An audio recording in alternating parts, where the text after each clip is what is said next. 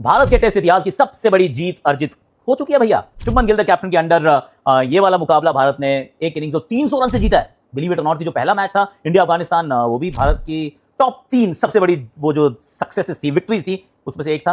अब ये दूसरा हो चुका है। वेल डन है भाई, ये काम था, आसान था, सबको पता था, औपचारिकता है, पर still need to finish it, right? That's what India has done.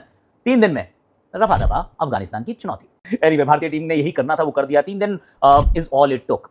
Toss महत्वपूर्ण होता है, आप जीत जाए, बैटिंग कर ले, 5 सेशन बैटिंग के कर लेते हैं आप, तो फिर ये मुकाबला हार नहीं सकते, ऑलमोस्ट गारंटीड है।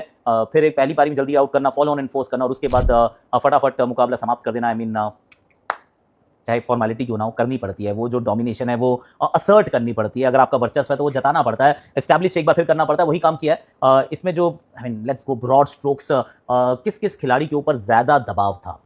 आई थिंक साई सुदर्शन के लिए रन बनाने बहुत जरूरी थे, क्योंकि I think 81 was a fairly decent score. हालांकि चलो पर्सनल माइलस्टोन की इतनी बात नहीं करते, पर शतक याद रहते हैं। सो वो एक सेंचुरी बन जाती तो और बेहतर था, क्योंकि लास्ट टाइम जब 80s में आउट हुए थे, उसके अगले टेस्ट मैच में ड्रॉप हो गए थे।